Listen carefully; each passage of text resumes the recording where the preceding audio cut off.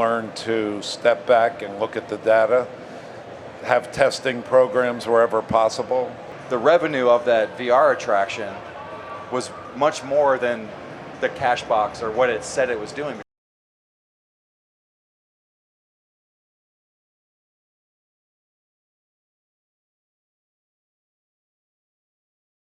Showtime. We are live again, one final time from the HTC VIVE Theater at IAAPA 23 Orlando. And I can't think of a better show closer than the McAuliffe brothers. I'm the older brother. George and Howard McAuliffe and Pinnacle Entertainment. Pinnacle Entertainment is a consulting company. How do you characterize Pinnacle? What are you? We are a consulting organization in the world of family entertainment centers that help people add and improve their FEC operations. I bristle a little bit when people ask me if I'm a consultant. I'm like, I'm not a consultant. I don't know what I am. But what we say, we take years of operating experience and leverage that on behalf of clients. Yeah, you don't act like consultants to me. We're not salespeople. We're arcade guys. And you deliver real value. So, so George and I have known each other for a long time. Early 90s.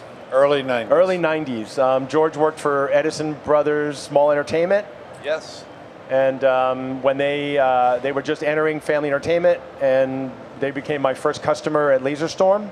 Yes. Which was my laser tag business. And we were early into laser tag with your system. Yep. And then you acquired the rights to virtuality, which was the very first virtual reality entertainment product.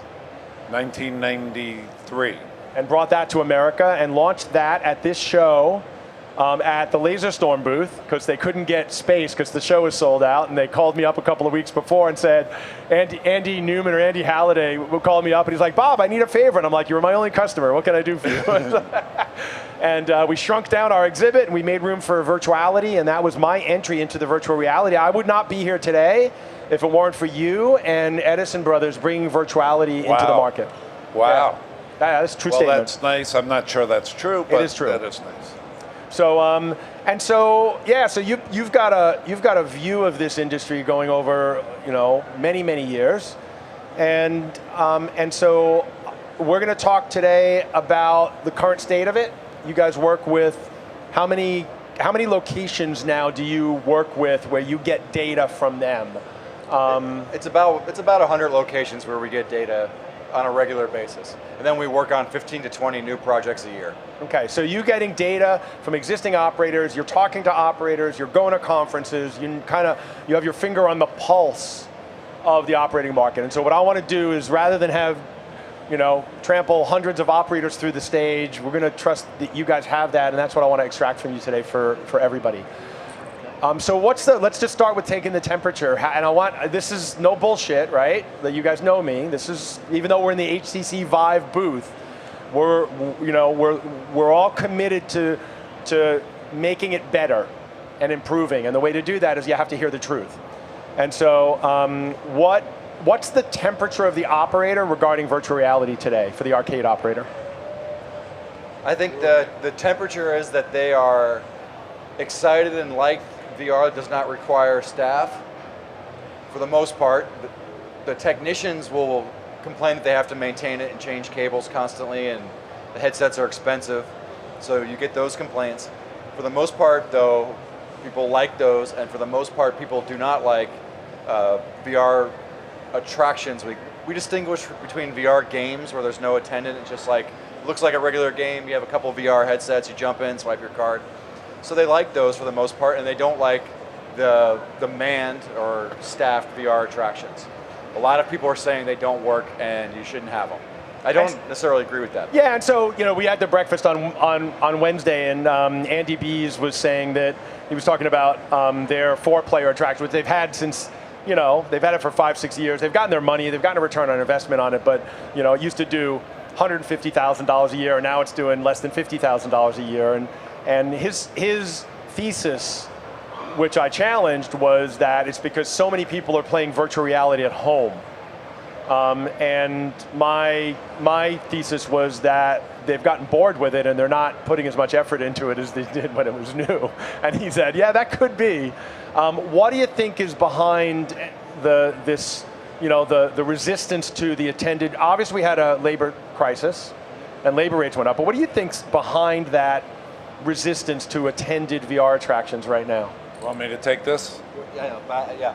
I think before I answer your question, I will tell you what I think the way an operator should look at it.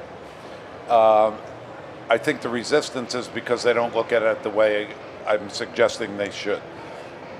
Of those 100 locations, this is now a few years old, but we did an analysis just on our bowling entertainment segment, and which is pretty significant. And this is bowling centers that have now added substantial arcades and other types of attractions. They've converted from, they may have had an arcade in the old days, but it was on the old model of we're a bowling center and let's get a few to change out of their pockets, to today's world, which is it's a bowling entertainment center. Let's create it in some scale, and let's make sure we integrate it into the whole experience. That's what we aim to do with our clients. So the way when we did this analysis, we looked at, I'm going to say it was 50-50. I don't really remember the numbers since we're being honest, but about half and half, where we just took an older traditional bowling center, plugged an arcade in. The other half was the arcade with another attraction. Virtual reality, mostly hologates at the time, laser tag or miniature golf or some other FEC attraction.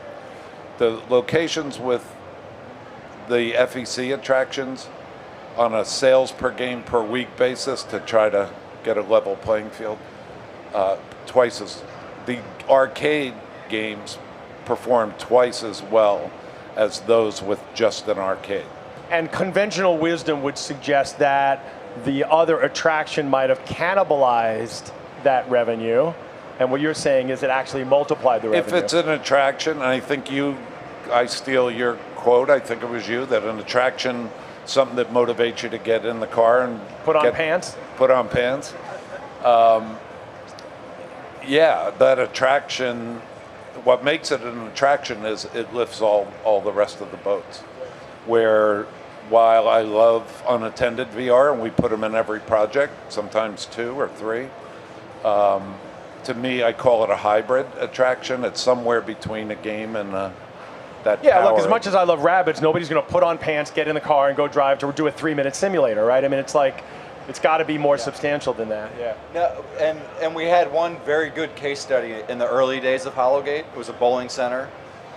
So they staffed it, right? They put it there. They took very good video, marketed it, and then measured cannibalization, to your point. So actually measured, okay, what happens to the arcade when we put Hollowgate in? And we thought maybe a room that was doing, X amount of a percent of bowling, percent of food and beverage, because we use that to mitigate traffic or a busy week or whatever. You look at the percentages. We thought that it might stay the same, because people are going to go in there, they're going to try Hollowgate and not play games. It was a direct opposite. It raised the whole arcade. So the revenue of that VR attraction was much more than the cash box or what it said it was doing, because it raised the whole room. But they marketed it. They had staff there. Whereas, other, like the games are much more cannibalized when you measure that.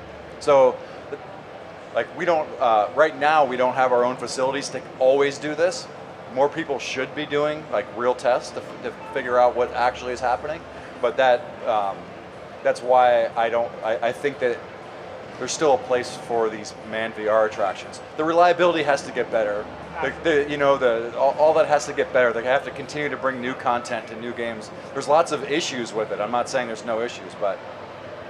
So, and I agree with you, and I think that's, part of this is, and part of the reason HTC's here is to try to hear firsthand, like, what are the challenges that they need to elevate to. So they've come to listen, and they've let me basically sit here for 3 days and ask questions of operators to try to find out what the problems are. So it's, I think it's showing a level of commitment that's been really good.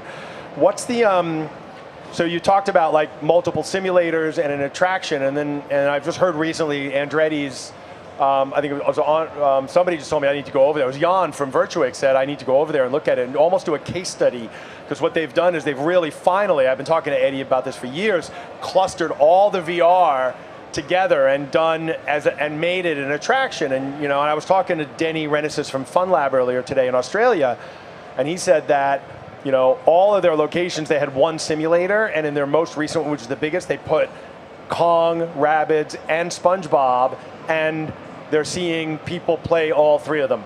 And so they're actually getting more revenue by putting them together. It's not cannibalizing. And so this notion of pulling all the VR, even if it's unattended, if you put 5 or 6 of them together into an area, is that an attraction? Is anybody working on that you know of within your sphere of influence? And what are your thoughts on that? Well, one of the things that this will sound a little patronizing, but one of the things we've learned about VR is to talk to you and listen to you, seriously. And it was a year ago when you started talking about clustering the unattended, maybe longer. So we work out with a lot of our clients a year in advance.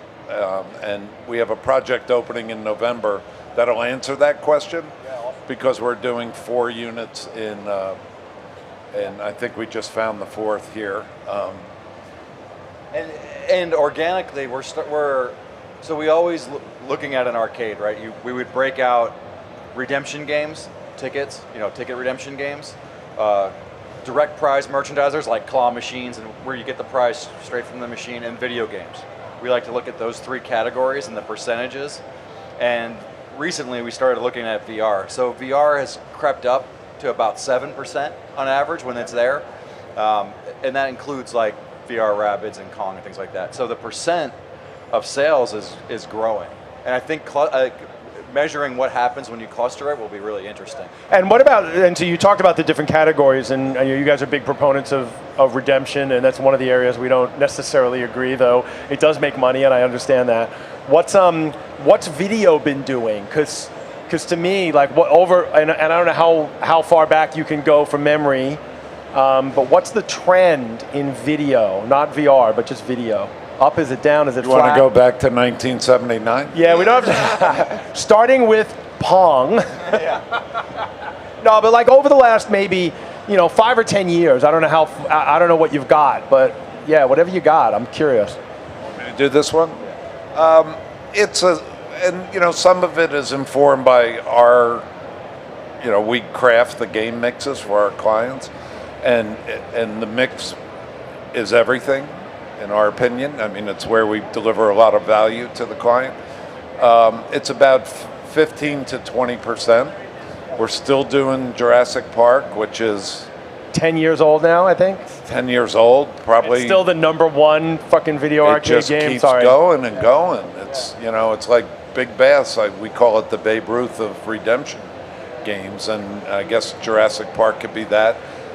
So it's a good, solid, some of the new drivers that are out, the Asphalt Legends 9, and in 2 different platforms, 2 different choices, Fast and Furious Arcade.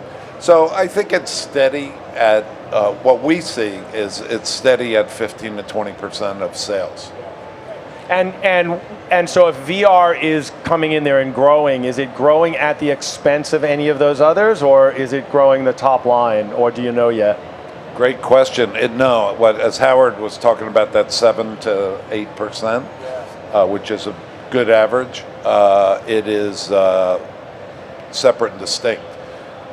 When he said that we just started measuring VR, what we did is we pulled it out of the video category and measured it on its own. Yeah, great. So it's 15 plus. Over the next couple of years, we'll be able to, because this stuff happens slow, right? I mean, learning can be slow in an industry like this. And the way we adjust things is that in an existing location, we'll look at the percentage of the room that a category is occupying, and then we'll look at the percentage of the spend. So if VR is outgrossing itself, we'll start to add more VR.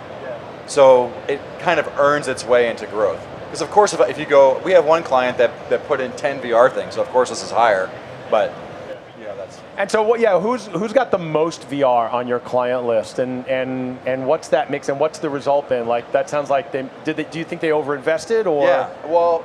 Is this the tourist attraction up in North Dakota? Yeah, South Dakota, yeah. Sprockets in South Dakota. Yeah, I think that they have the biggest concentration of any of our facilities. It's a little tough because the VR's on the second floor, and the arcade's on the first floor. The arcade is vastly outperforming the VR. I think that some of the choices on the VR, like they made a lot of the VR choices on their own, relied on us for the arcade. Maybe if they had done some things differently, I think it could have been a little bit better. And it's much better the second year than the first year. This is now 2 summers.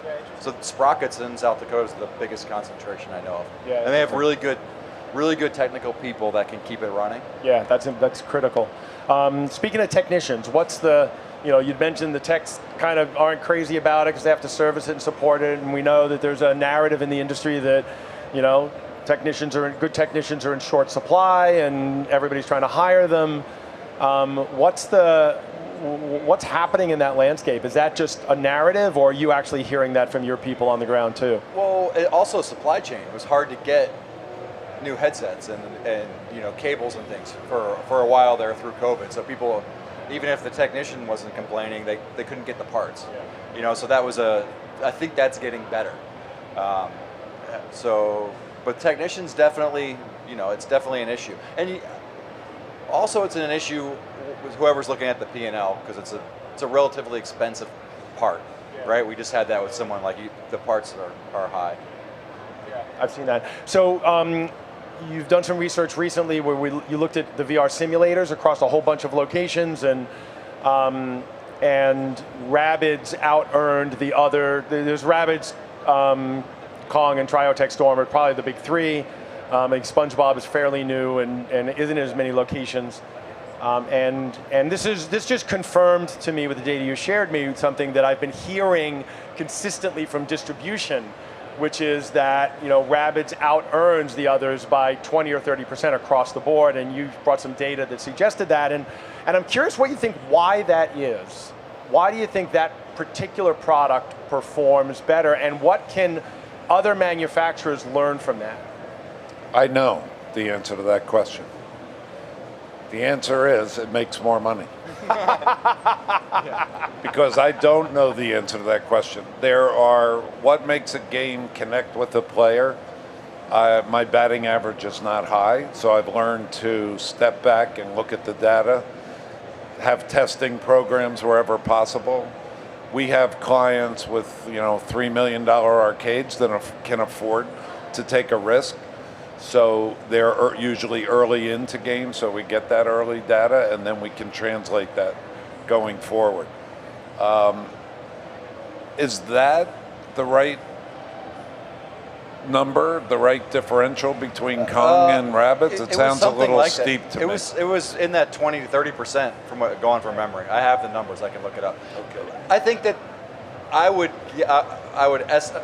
my thought is that VR Rabbids is more exciting. It's a more thrilling ride.